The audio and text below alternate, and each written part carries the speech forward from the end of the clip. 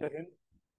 ನೋಡ್ರಿ, ನಿನ್ನೆ ದಿನ 29 ಫೆಬ್ರವರಿ 2024 ನಡೆದಂತಹ SSC GD ಕ್ವಶನ್ ಪೇಪರ್ಸ್ ನಾವು ಡಿಸ್ಕಷನ್ ಮಾಡೋಣ. 4 ಶಿಫ್ಟ್ ಅಲ್ಲಿ ಬಂದಂತಹ GK ಕ್ವಶನ್ಸ್ ಗಳನ್ನ ನಾನು ಇವಾಗ ಹೇಳ್ತಾ ಹೋಗ್ತೀನಿ. ಸೊ ಎಲ್ರು ಡೀಟೇಲ್ ಆಗಿ ಓದ್ಕೊಳ್ಳಿ ಅಥವಾ ರಿಲೇಟೆಡ್ ಕಾನ್ಸೆಪ್ಟ್ಸ್ ಗಳನ್ನ ಓದ್ಕೊಳ್ರಿ. ಆಮೇಲೆ ಇದು ಕೂಡ ನೋಡ್ರಿ, ನಿನ್ನೆ ಕ್ಲಾಸ್ ಅಲ್ಲೂ ಕೂಡ ಏನಂತಂದ ಹೇಳಿದ್ರೆ ಎಕ್ಸಾಮ್ ಅಲ್ಲಿ ರೀಸನಿಂಗ್ ಇಂದ ನಾನು ಹೇಳಿರೋದ್ರಲ್ಲಿ ಎಲ್ಲ ಟೋಟಲ್ ಆಗಿ 20ಕ್ಕೆ 20 ಬಂದಿದಾವ. ಆಮೇಲೆ ಮ್ಯಾಥಮೆಟಿಕ್ಸ್ ಕ್ವಶನ್ ಅಲ್ಲಿ ಏನಪ್ಪಾ ಅಂತಂತ ಹೇಳಿದ್ರೆ 16 ಕ್ವಶನ್ಸ್ ಗಳು ಬಂದಿದಾವ. 4 ಕ್ವಶನ್ಸ್ ಗಳೇನಪ್ಪಾ ಅಂತಂದ ಹೇಳಿದ್ರೆ ಬೇರೆ ಟಾಪಿಕ್ಸ್ ಗಳಿಂದ ಬಂದಿದಾವ. ಆಮೇಲೆ ನೋಡ್ರಿ, GK ಕ್ವಶನ್ಸ್ ಗಳಲ್ಲಿ ಏನೇನ್ ಕೇಳಿದಾರೆ ಅಂತ ನೋಡೋಣ. ಸೊ ನೆಕ್ಸ್ಟ್ ಏನಪ್ಪಾ ಅಂತಂದ ಹೇಳಿದ್ರೆ SSC GD ಕಾಲ್ಫಾರ್ಮ್ ಯಾವಾಗ ಆಗತ್ತಪ್ಪ ಅಂತಂದ ಹೇಳಿದ್ರೆ ಆಗಸ್ಟ್ 2024 ಆಗತ್ತ. ಸೊ ಯಾರು ಟೆನ್ಷನ್ ತಗೊಳಕ್ ಹೋಗ್ಬೇಡ್ರಿ. ಇವಾಗ ಆಲ್ರೆಡಿ ಏನಪ್ಪಾ ಅಂತಂದ ಹೇಳಿದ್ರೆ ಅಗ್ನಿವೀರ ಕ್ಲಾಸಸ್ ಗಳನ್ನು ಕೂಡ ನಾನು ಸ್ಟಾರ್ಟ್ ಮಾಡಿದೀನಿ. ಸೊ ಯಾರಿಗ ಇಂಟ್ರೆಸ್ಟ್ ಇದೆ ಅವ್ರೆಲ್ಲರೂ ಜಾಯ್ನ್ ಆಗ್ರಿ. ಏನ್ ಕೇಳಿದಾರೆ ನೋಡೋಣ. ನೋಡ್ರಿ, ಸಿಕಂದರ್ ಅಂತಂದ್ ಕೇಳಿದಾನ. ಸಿಕಂದರ್ ಅಂತಂದ್ ಹೇಳಿದ್ರೆ ಯಾರಿಗ್ ಕರಿತೀವಿ? ಸೊ ಎರಡನೇ ಸಿಕಂದರ್ ಅಂತಂದ್ ಹೇಳಿ ನಾವು ಅಲ್ಲಾಹುದ್ದೀನ್ ಖಿಲ್ಜಿ ಕರಿತೀವಿ. ಯಾಕಂತಂದ್ ಹೇಳಿದ್ರೆ ಅವನೇ ಬಿರುದು ಇಟ್ಕೊಂಡ ಎರಡನೇ ಸಿಕಂದರ್ ಅಂತಂದ್ ಹೇಳ್ಬಿಟ್ಟು. ಬಟ್ ಆದ್ರೆ ಭಾರತದಲ್ಲಿ ಸಿಕಂದರ್ ಅಂತ ನಾವ್ ಯಾರಿಗ್ ಕರಿತೀವಪ್ಪ ಅಂತಂದ್ ಹೇಳಿದ್ರೆ ಅಲೆಕ್ಸಾಂಡರ್ ಕರಿತೀವಿ, ಅಲೆಕ್ಸಾಂಡರ್ಗೆ. ಸೊ ಅಲೆಕ್ಸಾಂಡರ್ ಯಾವಾಗ ನಮ್ಮ ಭಾರತ ದೇಶದ ಮೇಲೆ ದಾಳಿ ಮಾಡಿದ ಅಂತಂದ್ ಹೇಳಿ ಕ್ವಶನ್ ಅನ್ನ ಕೇಳಿದಾರ. ಕ್ರಿಸ್ತ ಪೂರ್ವ 326ರಲ್ಲಿ ನಮ್ಮ ಭಾರತದ ಮೇಲೆ ದಾಳಿ ಮಾಡ್ತಾನ. ಸೊ ನೀವೆಲ್ರು ಕೇಳಿರ್ಬೋದು, ಪೋರಸ್ ಅಂತಂದ್ ಬರ್ತಾನ. ಅದಾದ ನಂತರ ನೆಕ್ಸ್ಟ್ ಅವ್ನ ಕರ್ಕೊಂಡ್ ಬರಕ್ ಒಬ್ಬ ರಾಜ ಏನಂತಂದ್ ಹೇಳಿದ್ರೆ ಹೆಲ್ಪ್ ಮಾಡ್ತಾನ. ಕಾನ್ಸೆಪ್ಟ್ಸ್ ಗಳು ಬರ್ತಾವ. ಆಮೇಲೆ ಅಲೆಕ್ಸಾಂಡರ್ ಸತ್ ನಂತರ ಏನಪ್ಪಾ ಅಂತಂದ್ ಹೇಳಿದ್ರೆ ಗಾಂಧಾರ ಪ್ರದೇಶದಲ್ಲಿ ಅಂದ್ರೆ ಈಗಿನ ಅಫ್ಘಾನಿಸ್ತಾನದಲ್ಲಿ ಏನಪ್ಪಾ ಅಂತಂದ್ ಹೇಳಿದ್ರೆ ಒಬ್ಬ ಮಹಾದಂಡ ನಾಯಕ ನೇಮಕ ಆಗ್ತಾನ. ಅವನ ಹೆಸರೇನಪ್ಪಾ ಅಂತಂದ್ ಹೇಳಿದ್ರೆ ಸೆಲ್ಯೂಕಸ್ ಅಂತ ಕರಿತೀವಿ. ಸೆಲ್ಯೂಕಸ್ ಇದ್ದ ಏನ್ ಮಾಡ್ತಾನ ಅಂದ್ರೆ ಚಂದ್ರಗುಪ್ತ ಮೌರ್ಯನ ಜೊತೆಗೆ ಯುದ್ಧ ಮಾಡ್ತಾನ, ಸೋಲ್ತಾನ. ಅವನ ಮಗಳನ್ನ ಚಂದ್ರಗುಪ್ತ ಮೌರ್ಯನಿಗೆ ಮದುವೆ ಮಾಡ್ಕೊಡ್ತಾನ. ಅದೇ ಮಗಳ ಹೆಸರೇನಪ್ಪಾ ಅಂತಂದ್ ಹೇಳಿದ್ರೆ ಹೆಲೆನಾ ಅಂತಂದ್ ಹೇಳ್ತೀವಿ. ಸೊ ಇದರಿಂದ ಏನಪ್ಪಾ ಅಂತಂದ್ ಹೇಳಿದ್ರೆ ಅದ್ರ ರಿಲೇಟೆಡ್. ಆಮೇಲೆ ನೆಕ್ಸ್ಟ್ ಸೆಕೆಂಡ್ ಕ್ವಶನ್ ಏನ್ ಕೇಳಿದ್ರಪ್ಪ ಅಂತಂದ್ ಹೇಳಿದ್ರೆ ಪ್ರೆಸ್ ಬಗ್ಗೆ. ಇವಾಗ ನೀವು ನೋಡಿರ್ಬೋದು ಎಲ್ಲ ಕಡೆ ಪ್ರೆಸ್, ನ್ಯೂಸ್ ಚಾನೆಲ್ಸ್ ಗಳು ಇವು ಇರ್ತಾವಲ್ಲ. ಸೊ ಅವರಿಗೆ ಸ್ವತಂತ್ರವನ್ನ ನೀಡಿದಂತಹ ಆರ್ಟಿಕಲ್ ಯಾವುದು ಅಂತಂದ್ ಕೇಳಿದಾರ. ಸೊ ಯಾವ್ದಂತ ಹೇಳ್ತೀವಪ್ಪ ಅಂತಂದ್ ಹೇಳಿದ್ರೆ ಆರ್ಟಿಕಲ್ 19(1)A ಅಂತಂದ್ ಹೇಳ್ತೀವಿ. ಆರ್ಟಿಕಲ್ 19(1)A ಏನಪ್ಪಾ ಅಂತಂದ್ ಹೇಳಿದ್ರೆ ಬರುತ್ತ. ಇವನ್ ವಾಕ್ ಸ್ವಾತಂತ್ರ್ಯನು ಬರುತ್ತೆ, ಇವನ್ ಅದು ಕೂಡ ಬರುತ್ತೆ. ಕರೆಕ್ಟ್ ಆಗಿ ನೋಡ್ಕೊಟ್ಟು. ಆರ್ಟಿಕಲ್ 19 ಅಲ್ಲಿ ಏನಪ್ಪಾ ಅಂತಂದ್ ಹೇಳಿದ್ರೆ ABCDEFGHI ಅಂತ ಇದಾವ. ಸೊ ಎ ಅಂತಂದ್ ಹೇಳಿದ್ರೆ ವಾಕ್ ಸ್ವಾತಂತ್ರ್ಯ, ಪ್ರೆಸ್ ಅಂತಂದ್ ಹೇಳ್ತೀವಿ. ಬಿ ಅಂತಂದ್ ಹೇಳಿದ್ರೆ ಸಭೆಗಳನ್ನ ಸೇರೋದಂತಂದ್ ಹೇಳ್ತೀವಿ. ಸಿ ಸಂಘಗಳನ್ನ ಕಟ್ಟೋದು. ಡಿ ಏನಪ್ಪಾ ಅಂತಂದ್ ಹೇಳಿದ್ರೆ ವಾಸಿಸುವುದು ಅಥವಾ ನೋಡ್ರಿ ಅದನ್ನ ಕರೆಕ್ಟ್ ಆಗಿ ಟೋಟಲ್ ಆಗಿ ಏನಪ್ಪಾ ಅಂತಂದ್ ಹೇಳಿದ್ರೆ ಇಷ್ಟಿದಾವ. ಆಮೇಲೆ 19(1) ಇದ್ರಲ್ಲಿ ಏನಂತಂದ್ ಹೇಳಿದ್ರೆ F ತೆಗೆದು ಹಾಕಿ 300A ಸೇರಿಸಿದಾರ. ಆಸ್ತಿ ಹಕ್ಕನ್ನ ತೆಗೆದ್ಬಿಟ್ಟು 300A ಒಳಗಡೆ ಕಾನೂನುಬದ್ಧವಾಗಿ ಆಸ್ತಿಯನ್ನ ಹೊಂದಬಹುದು ಅಂತಂದ್ ಹೇಳಿದಾರ. ಆಮೇಲೆ ನೆಕ್ಸ್ಟ್ ಕ್ವಶನ್ ಏನ್ ಕೇಳಿದ್ರಪ್ಪ ಅಂತಂದ್ ಹೇಳಿದ್ರೆ ಸುಪ್ರೀಂ ಕೋರ್ಟ್ ಬಗ್ಗೆ ಕೇಳಿದಾರ. ಇವಾಗ supreme court CJI chief justice of India ಯಾರಿದಾರ ಅಂತ ನನಗ ಮೆಸೇಜ್ ಹಾಕ್ರಿ. ಅದಾದ ನಂತರ ಟೋಟಲ್ ಆಗಿ ಎಷ್ಟು ಜಡ್ಜಸ್ ಗಳಿದಾರ? ಟೋಟಲ್ ಆಗಿ 34 ಜಡ್ಜಸ್ ಗಳಿದಾರ. ಸೊ ಇವ್ರ ನೇಮಕ ಯಾರು ಮಾಡ್ತಾರಪ್ಪ ಅಂತಂದ್ ಹೇಳಿದ್ರೆ ರಾಷ್ಟ್ರಪತಿ ಅವ್ರು ಮಾಡ್ತಾರ. ಸೊ ಇವನ್ ಹೈಕೋರ್ಟ್ ಜಡ್ಜಸ್ ಗಳನ್ನು ಕೂಡ ಯಾರು ಮಾಡ್ತಾರ? ರಾಷ್ಟ್ರಪತಿ ಅವರೇ ಮಾಡ್ತಾರೆ. ಬಟ್ ನಮ್ ಕ್ವಶನ್ ಏನ್ ಕೇಳಿದಾರ ಅಂತಂದ್ ಹೇಳಿದ್ರೆ ಸುಪ್ರೀಂ ಕೋರ್ಟ್ ರಿಟ್ಸ್ ಗಳನ್ನ ಯಾಕೆ ಹಾಕತ್ತ ಅಂತಂದ್ ಹೇಳಿ. ಸೊ ಯಾಕೆ ಹಾಕತ್ತ? ಫಂಡಮೆಂಟಲ್ ರೈಟ್ಸ್ ಗಳೇನಾದ್ರೂ ವೈಲೇಷನ್ ಆಯ್ತು ಅಂತಂದ್ ಹೇಳಿದ್ರೆ, ಫಂಡಮೆಂಟಲ್ ರೈಟ್ಸ್ ಗಳು ಸೊ ಏನಾದ್ರು ವೈಲೇಷನ್ ಆಯ್ತುಪ್ಪ ಅಂತಂದ್ ಹೇಳಿದ್ರೆ ಸೊ ರಿಟ್ಸ್ ಗಳನ್ನ ಹಾಕತ್ತ. ಯಾವ ಆರ್ಟಿಕಲ್ ಮುಖಾಂತರ ಹಾಕತ್ತ ಅಂತ ಕ್ವಶನ್ ಅನ್ನ ಕೇಳಿದ್ರ ಆರ್ಟಿಕಲ್ 32 ಮುಖಾಂತರ. ಸೇಮ್ ಅದೇ ತರ ಹೈಕೋರ್ಟ್ ರಿಟ್ಸ್ ಗಳನ್ನ ಯಾವ ಆರ್ಟಿಕಲ್ ಮುಖಾಂತರ ಹಾಕತ್ತ? ಆರ್ಟಿಕಲ್ 226 ಮುಖಾಂತರ ರಿಟ್ಸ್ ಗಳನ್ನ ಹಾಕತ್ತ. ಸೊ ಅದೇ ತರ ನೋಡ್ರಿ, ನೆಕ್ಸ್ಟ್ ತುಂಬಾ ಇಂಪಾರ್ಟೆಂಟ್ ಕ್ವಶನ್ ಅನ್ನ ಕೇಳಿದಾರ. ಏನಪ್ಪಾ ಅಂತಂತ ಹೇಳಿದ್ರೆ ಭಾರತದ ಯಾವ ಪ್ರೈಮ್ ಮಿನಿಸ್ಟರು ಇಂಗ್ಲೆಂಡಿನ ಅಂದ್ರೆ ಲಂಡನ್ ನ ಲೈಫ್ ಟೈಮ್ ಅಚೀವರ್ ಅಂತಂದ ಹೇಳಿ ಪ್ರಶಸ್ತಿಯನ್ನ ಗೆದ್ದಿದ್ದಾರೆ. ಲಂಡನ್ ನ ಲೈಫ್ ಟೈಮ್ ಅಚೀವರ್ ಅಂತಂದ ಹೇಳ್ಬಿಟ್ಟು ಯಾರು ಈ ಪ್ರಶಸ್ತಿಯನ್ನ ಗೆದ್ದಿದ್ದಾರೆ ಅಂತ ಕ್ವಶನ್ ಅನ್ನ ಕೇಳಿದಾರೆ. ಲಂಡನ್ ನ ಲೈಫ್ ಟೈಮ್ ಅಚೀವರ್ ಯಾವ PM ಪ್ರೈಮ್ ಮಿನಿಸ್ಟರ್? ಸೊ ಯಾರಂತಂದ ಹೇಳಿದ್ರೆ ಮನಮೋಹನ್ ಸಿಂಗ್. ಯಾರು? ಮನಮೋಹನ್ ಸಿಂಗ್ ಏನಪ್ಪಾ ಅಂತಂದ ಹೇಳಿದ್ರೆ ಇವರೊಬ್ರು RBI ಗವರ್ನರ್ ಇದ್ರು ಮೊದಲು. ಆಮೇಲೆ ಏನಾಗ್ತಾರ ಅಂತಂದ ಹೇಳಿದ್ರೆ ಪ್ರೈಮ್ ಮಿನಿಸ್ಟರ್ ಆಗ್ತಾರ. ಆಮೇಲೆ RBI ಅಂತ ಬಂದಾಗ RBI ಹೆಡ್ ಕ್ವಾರ್ಟರ್ಸ್ ಎಲ್ಲ ಐತೆ. ಆಮೇಲೆ ನೆಕ್ಸ್ಟ್ ಏನಪ್ಪಾ ಅಂತಂದ ಹೇಳಿದ್ರೆ ಇವಾಗ ಅವ್ರದ್ದು ಹೆಡ್ ಯಾರು, ಚೇರ್ಮನ್ ಯಾರಿದಾರ, RBI ಚೇರ್ಮನ್ ಯಾರಿದಾರ ಅಂತಂದ ಹೇಳಿ ನೀವು ನೋಡ್ಕೊಬೇಕು. ಅದಾದ ನಂತರ ನೆಕ್ಸ್ಟ್ ನೋಡ್ರಿ, ಒಡಿಸ್ಸಾ ಡ್ಯಾನ್ಸ್ ಬಗ್ಗೆ ಕೇಳಿದ್ರ. ಒಡಿಸ್ಸಾ ರಾಜ್ಯದ ಡ್ಯಾನ್ಸ್ ಯಾವ್ದು ಅಂತ ಕೇಳಿದ್ರ ಒಡಿಸಿ ಅಂತಂದ ಹೇಳ್ತೀವಿ. ಒಡಿಸ್ಸಾದ ಯಾವ್ದಪ್ಪ ಅಂತಂದ ಹೇಳಿದ್ರೆ ಒಡಿಸಿ ಅಂತಂದ ಹೇಳ್ತೀವಿ. ಸೇಮ್ ಅದೇ ತರ ಇಂಪಾರ್ಟೆಂಟ್ ಏನಂತಂದ ಹೇಳಿದ್ರೆ ಕೆಲವೊಂದು ಡ್ಯಾನ್ಸ್ ಗಳು ಬರ್ತಾವ. ಯಾವ ಡ್ಯಾನ್ಸ್ ಗಳು? ಕರ್ನಾಟಕದ ಯಕ್ಷಗಾನ, ತಮಿಳುನಾಡಿದ್ದು ಭರತನಾಟ್ಯ, ಕೇರಳದ್ದು ಮೋಹಿನಿ ಅಟ್ಟಂ ಮತ್ತು ಕಥಕ್ಕಳಿ ಅಂತಂದ ಹೇಳ್ತೀವಿ. ಉತ್ತರ ಪ್ರದೇಶದ್ದು ಕಥಕ್ ಅಂತಂದ ಹೇಳ್ತೀವಿ. ಆಮೇಲೆ ಅಸ್ಸಾಂದು ಬಿಹು ಅಂತಂದ ಹೇಳ್ತೀವಿ. ಆಮೇಲೆ ಚಾಹು ಅಂತಂದ ಹೇಳ್ತೀವಿ. ಅದಾದ ನಂತರ ಇನ್ನೊಂದು ಸತ್ರಿಯ ಅಂತಂದ್ ಬರುತ್ತೆ. ಸೊ ಮೇನ್ ಇಂಪಾರ್ಟೆಂಟ್ ಏನಂತಂದ ಹೇಳಿದ್ರೆ ಡ್ಯಾನ್ಸ್ ಗಳು ಬರ್ತಾವ, ಆ ಡ್ಯಾನ್ಸ್ ಗಳನ್ನೆಲ್ಲ ನೋಡ್ಕೊಂಡು ಹೋಗ್ರಿ. ಇದ್ರ ಮೇಲೆ ಎರಡೆರಡು ಮೂರ್ ವಿಡಿಯೋಸ್ ಗಳಿದಾವ, ಅವುಗಳನ್ನು ಕೂಡ ಕಂಪ್ಲೀಟ್ ಮಾಡ್ಕೊಳ್ರಿ. ಆಮೇಲೆ ನೆಕ್ಸ್ಟ್ ಕ್ವಶನ್ ಏನ್ ಕೇಳಿದ್ರಪ್ಪ ಅಂತಂದ ಹೇಳಿದ್ರೆ ಭಾರತ ರತ್ನದ ಬಗ್ಗೆ ಕೇಳಿದಾರೆ. ತುಂಬಾ ಇಂಪಾರ್ಟೆಂಟ್ ಆಗತ್ತ ಭಾರತ ರತ್ನ. ಸೊ ನಮ್ಮ ಭಾರತ ದೇಶದ ಅತ್ಯುನ್ನತ ಪ್ರಶಸ್ತಿ ಅಂತಂದ ಹೇಳ್ತೀವಿ.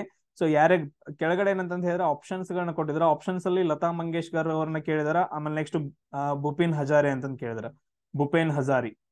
ಸೊ ಇವ್ರಿಗಿಬ್ಬರಿಗೂ ಏನಂತಂದ್ ಹೇಳಿದ್ರೆ ಎ ಅಂಡ್ ಬಿ ಅಂತಂದ ಆಪ್ಷನ್ ಐತಾ. ಸೊ ಎ ಅಂಡ್ ಬಿ ಎರಡು, ಲತಾ ಮಂಗೇಶ್ಕರ್ ಭೂಪೇನ್ ಹಜಾರೆ ಇಬ್ಬರಿಗೂ ಏನಂತಂದ್ ಹೇಳಿದ್ರೆ ಭಾರತ ರತ್ನ ಸಿಕ್ಕೈತೆ. ಆಮೇಲೆ ಭಾರತ ರತ್ನ ಫಸ್ಟ್ ಯಾರು ತಗೊಂತಾರ, ಅದಾದ ನಂತರ ಅತಿ ಕಿರಿಯ ವ್ಯಕ್ತಿ ಯಾರು, ಸೊ ಈ ತರ ಏನಂತಂದ್ ಹೇಳಿ ಇಲ್ಲಿವರೆಗೂ ಎಷ್ಟು ಭಾರತ ರತ್ನಗಳನ್ನ ಅವಾರ್ಡ್ ಅನ್ನ ಇದು ಮಾಡಿದಾರ ಅಂತಂದ್ ಹೇಳಿ ಒಂದು ಡೀಟೇಲ್ ಆಗಿ ಆ ನೀವು ಸರ್ಚ್ ಮಾಡಿದ್ರೆ ಮೊಬೈಲ್ ಅಲ್ಲಿ ಏನಪ್ಪಾ ಅಂತಂದ್ ಹೇಳಿದ್ರೆ ನಿಮ್ಗೆ ಟೈಪ್ ಮಾಡಕ್ ಆಗ್ಲಿಲ್ಲ ಅಂತಂದ್ ಹೇಳಿದ್ರೆ ನಿಮ್ಗಲ್ಲಿ ಏನಪ್ಪಾ ಅಂತಂದ್ ಹೇಳಿದ್ರೆ ವಾಯ್ಸ್ ರೆಕಾರ್ಡರ್ ಅಂತ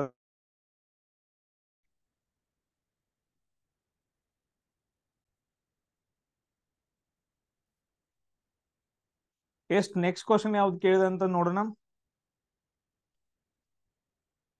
ನೆಕ್ಸ್ಟ್ ಏನಪ್ಪಾ ಅಂತಂದ ಹೇಳಿದ್ರೆ 2011 ಜನಗಣತಿ ಪ್ರಕಾರ, 2011 ಜನಗಣತಿ ಪ್ರಕಾರ ಕ್ವಶನ್ ಏನ್ ಕೇಳಿದ ಅಂತಂದ ಹೇಳಿದ್ರೆ ಸಾಕ್ಷರತೆ ಪ್ರಮಾಣ ಅತಿ ಹೆಚ್ಚು ಯಾವ ರಾಜ್ಯದಲ್ಲಿದೆ ಅಂತ ಕ್ವಶನ್ ಅನ್ನ ಕೇಳಿದಾನ.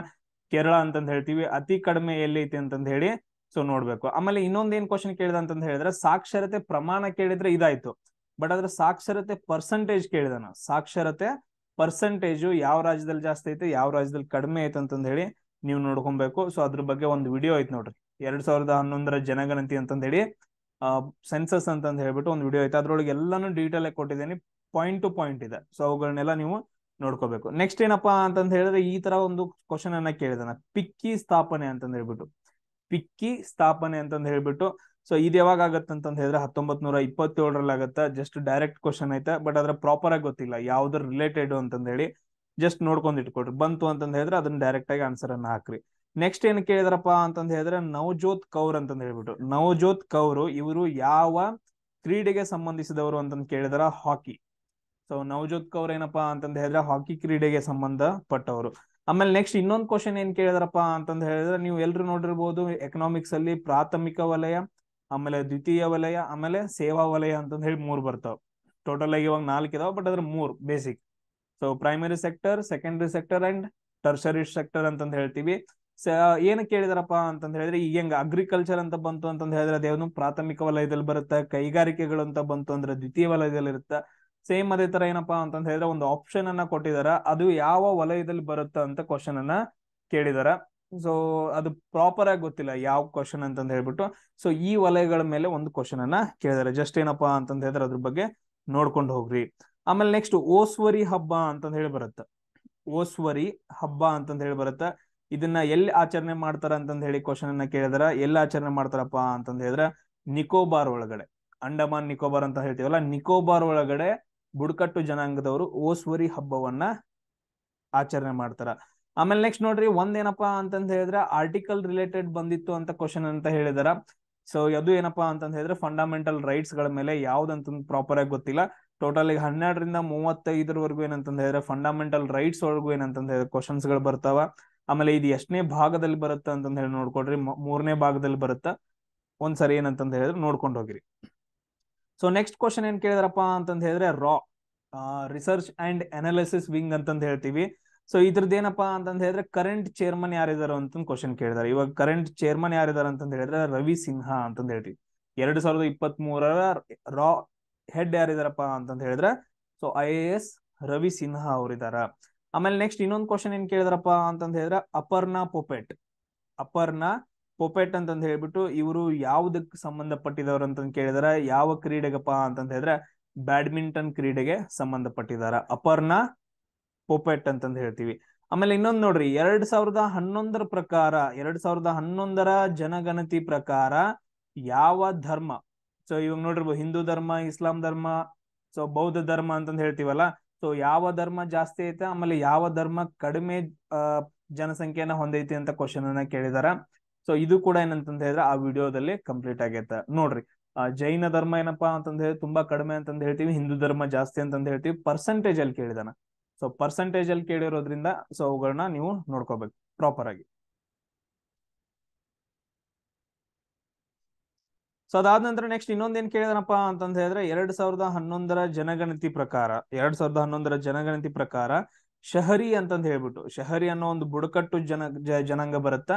ಸೊ ಈ ಶಹರಿ ಜನಸಂಖ್ಯೆ ಎಷ್ಟಿದೆ ಅಪ್ಪ ಅಂತಂದ ಹೇಳಿ ಕ್ವಶನ್ ಅನ್ನ ಕೇಳಿದನ. ಸೊ ಅದನ್ನೊಂದೇನಪ್ಪಾ ಅಂತಂದ ಹೇಳಿದ್ರೆ ಕರೆಕ್ಟ್ ಆಗಿ ನೋಡ್ಕೋಬೇಕು, ಶಹರಿ ಅಂತಂದ ಹೇಳ್ಬಿಟ್ಟು.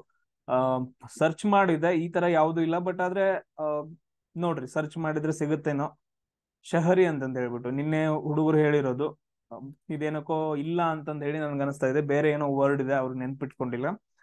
ಸೊ ಬಟ್ ಆದ್ರೆ ಜನಸಂಖ್ಯೆ ಬಗ್ಗೆ, ಆಮೇಲೆ ಬುಡಕಟ್ಟು ಜನಸಂಖ್ಯೆ ಬಗ್ಗೆ ಏನಂತಂದ ಹೇಳಿದ್ರೆ 2011 ಜನಗಣತಿ ಪ್ರಕಾರ ಕ್ವಶನ್ಸ್ ಗಳನ್ನ ಕೇಳ್ತಿದಾರೆ ಅಂತ ಪಕ್ಕ ಆಯ್ತು. ಅದನ್ನ ಒಂದ್ ಸ್ವಲ್ಪ ನೋಡ್ಕೊಬೇಕು. ಆಮೇಲೆ ನೆಕ್ಸ್ಟ್ ನೋಡ್ರಿ, ಕಲಾಮಂಡಳಿ ತುಂಬಾ ಇಂಪಾರ್ಟೆಂಟ್. ಇವರು ಕಲಾಮಂಡಳಂ ಕಲ್ಯಾಣ ಕುಟ್ಟಿ ಅಂತಂದ ಹೇಳ್ಬಿಟ್ಟು, ಕಲಾಮಂಡಳಂ ಕಲ್ಯಾಣ ಕುಟ್ಟಿ ಅಂತಂದ ಹೇಳ್ಬಿಟ್ಟು, ಕುಟ್ಟಿ ಅಮ್ಮ ಅಂತಂದ ಹೇಳ್ಬಿಟ್ಟು ಇವ್ರ ಫುಲ್ ನೇಮ್ ಇದು, ಕಲಾಮಂಡಳಂ ಕಲ್ಯಾಣಿ ಕುಟ್ಟಿ ಅಮ್ಮ ಅಂತಂದ ಹೇಳ್ಬಿಟ್ಟು. ಇವರು ಯಾವ ಡ್ಯಾನ್ಸ್ ಗೆ ತುಂಬಾ ಫೇಮಸ್ ಅಂತಂದ್ ಕೇಳಿದಾರ, ಮೋಹಿನಿ ಅಟ್ಟಂ. ಸೊ ಮೋಹಿನಿ ಅಟ್ಟಂ ಯಾವ ರಾಜ್ಯದ್ದು, ಕೇರಳ ರಾಜ್ಯದ ಡ್ಯಾನ್ಸ್ ಅಂತಂದ್ ಹೇಳ್ತೀವಿ. ಆಮೇಲೆ ಇನ್ನೊಂದ್ ನೋಡ್ರಿ, ಬೈಸಾಖಿ ಹಬ್ಬ. ಬೈಸಾಖಿ ಹಬ್ಬವನ್ನ ಯಾವ ರಾಜ್ಯದಲ್ಲಿ ಆಚರಣೆ ಮಾಡಿದಾರ ಅಂತಂದ್ ಕೇಳಿದಾರ, ಹರಿಯಾಣದೊಳಗಡೆ. ಆಪ್ಷನ್ ಒಳಗಡೆ ಕೊಟ್ಟಂತದ್ರಲ್ಲಿ ಹರಿಯಾಣ ಬರುತ್ತಾ. ಬೈಸಾಖಿ ಹಬ್ಬ ಆಕ್ಚುಲಿ ಪಂಜಾಬ್ ಅಂಡ್ ಹರಿಯಾಣದ್ದು, ಪಂಜಾಬ್ ಅಂಡ್ ಹರಿಯಾಣ ಅಂತಂದ್ ಹೇಳ್ತೀವಿ. ಸೊ ಆಪ್ಷನ್ ಅಲ್ಲಿ ಪಂಜಾಬ್ ಇರಲಿಲ್ಲ, ಹರಿಯಾಣ ಇತ್ತು. ನೆಕ್ಸ್ಟ್ ನೋಡ್ರಿ, ತುಂಬಾ ಇಂಪಾರ್ಟೆಂಟ್ ಆಮೇಲೆ ಈಸಿ ಕ್ವಶನ್, ಯಕ್ಷಗಾನ. ನಮ್ ಕರ್ನಾಟಕದವ್ರಿಗೆಲ್ಲ ಈಸಿ, ಸೊ ಉಳ್ದವ್ರಿಗೆಲ್ಲ ಟಫ್ ಆಗುತ್ತೆ. ಯಕ್ಷಗಾನ ಏನಪ್ಪಾ ಅಂತಂದ ಹೇಳಿದ್ರೆ ನಮ್ಮ ಕರ್ನಾಟಕದ ರಾಜ್ಯದ ಏನಪ್ಪಾ ಅಂತಂದ ಹೇಳಿದ್ರೆ ಒಂದು ಡ್ಯಾನ್ಸ್ ಅಂತಂದ್ ಹೇಳ್ತೀವಿ. ಆಮೇಲೆ ನೆಕ್ಸ್ಟ್ ಇನ್ನೊಂದ್ ನೋಡ್ರಿ, ಕ್ವಶನ್ ಅನ್ನ ಏನ್ ಕೇಳಿದಾರಪ್ಪ ಅಂತಂದ ಹೇಳಿದ್ರೆ 5 ಇಯರ್ ಪ್ಲಾನ್ಸ್ ಮೇಲೆ ಕೇಳಿದಾರ, ಪಂಚವಾರ್ಷಿಕ ಯೋಜನೆಗಳ ಮೇಲೆ. ಸೊ ಅದ್ರಲ್ಲಿ ಏನಂತ ಕೇಳಿದಾರ ಅಂತಂದ ಹೇಳಿದ್ರೆ ಫಸ್ಟ್ ಒನ್. ಸೊ ಮೊದಲನೇ ಪಂಚವಾರ್ಷಿಕ ಯೋಜನೆ ಯಾವ ವರ್ಷದಿಂದ ಯಾವ ವರ್ಷದವರೆಗೆ ಇತ್ತು ಅಂತ ಕೇಳಿದಾರ, 1951ರಿಂದ 1956ರವರೆಗೆ. ನೋಡ್ರಿ, ಟೋಟಲ್ ಆಗಿ 12 ಪಂಚವಾರ್ಷಿಕ ಯೋಜನೆಗಳು ಇರ್ತಾವ. 1ನೇ ಪಂಚವಾರ್ಷಿಕ ಯೋಜನೆ ಕೃಷಿಗೆ ಸಂಬಂಧಪಟ್ಟರೆ, 2ನೇ ಪಂಚವಾರ್ಷಿಕ ಯೋಜನೆ ಕೈಗಾರಿಕೆಗೆ ಸಂಬಂಧಪಡುತ್ತ. ಆಮೇಲೆ ಇನ್ನೊಂದೇನಪ್ಪಾ ಅಂತಂದ ಹೇಳಿದ್ರೆ, ಸೊ ಇದನ್ನ ಯಾವ್ದು ಹ್ಯಾಂಡಲ್ ಮಾಡ್ತಿತ್ತು ಅಂತಂದ ಹೇಳಿದ್ರೆ ಯೋಜನಾ ಆಯೋಗ ಮೊದಲು ಹ್ಯಾಂಡಲ್ ಮಾಡ್ತಾ ಇತ್ತು. ಬಟ್ ಆದ್ರೆ 2015ರಲ್ಲಿ ಪ್ರಧಾನಿ ಮೋದಿ ಅವ್ರು ಏನ್ ಮಾಡ್ತಾರ ಅಂತಂದ ಹೇಳಿದ್ರೆ ಯೋಜನಾ ಆಯೋಗವನ್ನ ಚೇಂಜ್ ಮಾಡಿ ನೀತಿ ಆಯೋಗ ಅಂತಂದ ಹೇಳಿ ಮಾಡ್ತಾರ. ನೀತಿ ಆಯೋಗದ ಇವಾಗ ಸಿಇಒ ಯಾರಿದಾರ, ಚೇರ್ಮನ್ ಯಾರಿದಾರ ಅಂತಂದ ಹೇಳ್ಬಿಟ್ಟು ಸರ್ಚ್ ಮಾಡ್ರಿ. ಕರೆಂಟ್ ಅಫೇರ್ಸ್ ಮೇಲೆ ಕ್ವಶನ್ಸ್ ಗಳು ಬರೋ ಚಾನ್ಸಸ್ ಜಾಸ್ತಿ ಇರುತ್ತ. ಆಮೇಲೆ ನೆಕ್ಸ್ಟ್ ಕ್ವಶನ್ ಏನ್ ಕೇಳಿದಾರಪ್ಪ ಅಂತಂದ ಹೇಳಿದ್ರೆ ಕಾರ್ಬನ್ ಡೈಆಕ್ಸೈಡ್ ಅನ್ನ ಸೊ ಅದ್ರ ನೇಮ್ ಏನಂತ ಕೇಳಿದಾರೆ, CO2 ಅಂತ ಕೊಟ್ಬಿಟ್ಟು ಅದ್ರ ನೇಮ್ ಏನಂತ ಕೇಳಿದಾರೆ, ಕಾರ್ಬನ್ ಡೈಆಕ್ಸೈಡ್ ಅಂತಂದ ಹೇಳ್ತೀವಿ. ಕಾರ್ಬನ್ ಡೈಆಕ್ಸೈಡ್ ಕನ್ನಡದಾಗ ಏನಪ್ಪಾ ಅಂತಂದ ಹೇಳಿದ್ರೆ ಇಂಗಾಲದ ಡೈಆಕ್ಸೈಡ್ ಅಂತಂದ ಹೇಳ್ತೀವಿ. ನೋಡ್ರಿ, ಈ ತರ ಕ್ವಶನ್ಸ್ ಗಳನ್ನ ನಮ್ ಡೇ ಟು ಡೇ ಲೈಫ್ ಅಲ್ಲಿ ಯಾವ್ದು ಯೂಸ್ ಮಾಡ್ತೀವಿ, NaCl ಯೂಸ್ ಮಾಡ್ತೀವಿ, ಸೋಡಿಯಂ ಕ್ಲೋರೈಡ್ ಅಂತಂದ ಹೇಳ್ತೀವಿ. ಆಮೇಲೆ ನೆಕ್ಸ್ಟ್ ಏನಪ್ಪಾ ಅಂತಂದ ಹೇಳಿದ್ರೆ NaHCO3 ಅಂತಂದ ಹೇಳ್ತೀವಿ, ಸೋಡಿಯಂ ಬೈಕಾರ್ಬೋನೇಟ್. ಆಮೇಲೆ Na2CO3 ಅಂತಂದ ಹೇಳಿದ್ರೆ ಸೋಡಿಯಂ ಕಾರ್ಬೋನೇಟ್ ಅಂತಂದ ಹೇಳ್ತೀವಿ, ಇದು ವಾಷಿಂಗ್ ಪುಡಿ. ಅದಾದ ನಂತರ ಇದು ಅಡಿಗೆ ಸೋಡಾ. ಸೊ ಅದಾದ ನಂತರ ನೆಕ್ಸ್ಟ್ ಕ್ವಶನ್ಸ್ ಗಳನ್ನ ಏನಪ್ಪಾ ಅಂತಂದ ಹೇಳಿದ್ರೆ ಮತ್ತೇನೇನ್ ಕೇಳ್ಬಹುದು, NaOH ಅಂತಂದ್ ಕೇಳ್ಬಹುದು, sodium hydroxide, HCl, hydrochloric acid. ಅದಾದ ನಂತರ H2SO4, ಸಲ್ಫೂರಿಕ್ ಆಸಿಡ್ ಅಂತಂದ್ ಹೇಳ್ತೀವಿ. ಅಂದ್ರೆ ಈ ರೀತಿಯಾಗಿ ಏನಂತಂದ ಹೇಳಿದ್ರೆ ಕ್ವಶನ್ಸ್ ಗಳನ್ನ ಕೇಳ್ತಾನ. ಸೊ ಕಂಪ್ಲೀಟ್ ಆಗಿ ಏನಪ್ಪಾ ಅಂತಂದ ಹೇಳಿದ್ರೆ so day to day life ಅಲ್ಲಿ ಯೂಸ್ ಮಾಡುವಂತಹ ವಸ್ತುಗಳ ಬಗ್ಗೆ ನೋಡ್ಕೊಬೇಕು. ಸೊ ಸಂಯುಕ್ತ ವಸ್ತುಗಳು ಅಂತಂದ್ ಹೇಳ್ತೀವಿ. ಇವನ್ ಮೂಲ ವಸ್ತುಗಳನ್ನು ಕೂಡ ನೋಡ್ಕೊಟ್ರೆ ಆಕ್ಸಿಜನ್, ನೈಟ್ರೋಜನ್. ಸೊ ಈ ತರ ಕ್ವಶನ್ಸ್ ಗಳು ನಿಮ್ಗೆ ಬರೋ ಚಾನ್ಸಸ್ ಐತೆ. ಆಮೇಲೆ ನೆಕ್ಸ್ಟ್ ಇನ್ನೊಂದೇನಪ್ಪಾ ಅಂತಂದ ಹೇಳಿದ್ರೆ ಫಿಫಾ ವರ್ಲ್ಡ್ ಕಪ್ ಬಗ್ಗೆ ಕೇಳಿದಾರೆ. 2022ರ ಫಿಫಾ ವರ್ಲ್ಡ್ ಕಪ್ ಎಲ್ಲಿ ನಡೀತು ಅಂತ ಕ್ವಶನ್ ಕೇಳಿದಾರ, ದೋಹಾ ಒಳಗಡೆ, ಕತಾರ್ನ ದೋಹಾ ಒಳಗಡೆ 2022ರ FIFA world cup. So football related ನಡೆದೈತೆ. ಆಮೇಲೆ ಯಾರು ಗೆದ್ದಿದಾರಪ್ಪ ಅಂತಂದ ಹೇಳಿದ್ರೆ ಅರ್ಜೆಂಟೀನಾದವ್ರು ಗೆದ್ದಿದ್ದಾರೆ. ಯಾರು ಗೆದ್ದಿದಾರ, ಅರ್ಜೆಂಟೀನಾ. ಆಮೇಲೆ ಇನ್ನೊಂದು ಕ್ವಶನ್ ಏನ್ ಕೇಳಿದ್ರಪ್ಪ ಅಂತಂದ ಹೇಳಿದ್ರೆ ಖಿಲಾಫತ್ ಚಳವಳಿ ಬಗ್ಗೆ ಕೇಳಿದಾರ. ಸೊ ತುಂಬಾ ಇಂಪಾರ್ಟೆಂಟ್. ಯಾರಪ್ಪ ಅಂತಂದ ಹೇಳಿದ್ರೆ ಮಾಡಿದ್ದು ಯಾರಪ್ಪ ಅಂತಂದ ಹೇಳಿದ್ರೆ ಸ್ಟಾರ್ಟ್ ಮಾಡಿದ್ದು ಶೌಕತ್ ಅಲಿ ಮತ್ತು ಮೊಹಮ್ಮದ್ ಅಲಿ ಅಂತಂದ ಹೇಳ್ಬಿಟ್ಟು. ಶೌಕತ್ ಅಲಿ ಮತ್ತು ಮೊಹಮ್ಮದ್ ಅಲಿ ಇದ್ದಾರೆ ಏನ್ ಮಾಡ್ತಾರಪ್ಪ ಅಂತಂದ ಹೇಳಿದ್ರೆ ಈ ಚಳವಳಿಯನ್ನ ಸ್ಟಾರ್ಟ್ ಮಾಡ್ತಾರ. ಖಿಲಾಫತ್ ಚಳವಳಿ 1920ರಲ್ಲಿ ಸ್ಟಾರ್ಟ್ ಆಗತ್ತೆ. ಯಾ ಸೊ ತುಂಬಾ ಇಂಪಾರ್ಟೆಂಟ್ ಏನಂತಂದ ಹೇಳಿದ್ರೆ 1915ರಿಂದ 1947ರವರೆಗೂ ಯಾವ ಚಳುವಳಿಗಳು ಬರ್ತಾವ ಅಂತಂದ ಹೇಳಿ ಡೀಟೇಲ್ ಆಗಿ ಒಂದು ವಿಡಿಯೋದಲ್ಲಿ ಇದಾವ. ನಾನು ಆಲ್ರೆಡಿ ಮಾಡಿ ಹಾಕಿದೀನಿ, ಆ ವಿಡಿಯೋಸ್ ಗಳನ್ನ ನೋಡ್ಕೊಡ್ರಿ.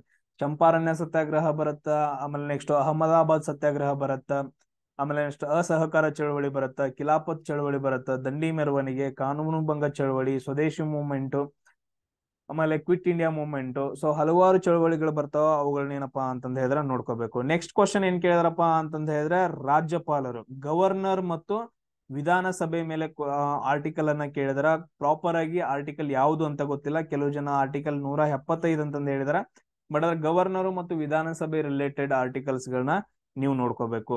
ಆಮೇಲೆ ನೆಕ್ಸ್ಟ್ ಕ್ವಶನ್ ನೋಡ್ರಿ, ಮೂಲಭೂತ ಕರ್ತವ್ಯಗಳ ಬಗ್ಗೆ ಕ್ವಶನ್ ಅನ್ನ ಕೇಳಿದಾರ. ಆರ್ಟಿಕಲ್ 51A ದಲ್ಲಿ ಬರುವಂತಹ 11 ಮೂಲಭೂತ ಕರ್ತವ್ಯಗಳಲ್ಲಿ ಒಂದ್ ಕ್ವಶನ್ ಅನ್ನ ಕೇಳಿದಾರೆ. ಅವುಗಳನ್ನ ನೋಡ್ಕೊಳ್ರಿ. ರಾಷ್ಟ್ರಧ್ವಜಕ್ಕೆ ಏನಂತಂದ ಹೇಳಿದ್ರೆ ಗೌರವವನ್ನ ಸಲ್ಲಿಸಬೇಕು, ಆಮೇಲೆ ಸ್ಮಾರಕಗಳನ್ನ ರಕ್ಷಣೆ ಮಾಡ್ಬೇಕು ಅಂತಂದ ಹೇಳಿ ಹಲವಾರು ಬರ್ತಾವ. ಆಮೇಲೆ ಲಾಸ್ಟ್ ಕ್ವಶನ್ ಏನಪ್ಪಾ ಅಂತಂದ ಹೇಳಿದ್ರೆ ಜನಾರ್ದನ್ ಪ್ರಸಾದ್ ಅಂತಂದ ಹೇಳ್ಬಿಟ್ಟು, ಜನಾರ್ದನ್ ಪ್ರಸಾದ್ ಅಂತಂದ ಹೇಳ್ಬಿಟ್ಟು ಇವರು ಯಾವ್ದ್ರ ಅಧ್ಯಕ್ಷರಾಗಿದಾರ ಅಂತಂದ ಕೇಳಿದ್ರ GSI, geological survey of India ಅಂತಂದ ಹೇಳ್ತೀವಿ. ಯಾವುದು? Geological survey of India.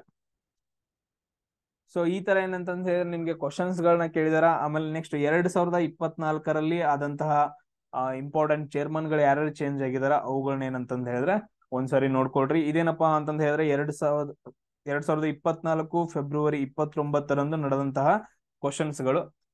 ಇವತ್ ನಡೆದಂತಹ ಕ್ವಶನ್ಸ್ ಗಳನ್ನ ಇವತ್ ನೈಟ್ ಅಪ್ಲೋಡ್ ಮಾಡ್ತೀನಿ. ಸೊ ವೇಟ್ ಮಾಡಿ.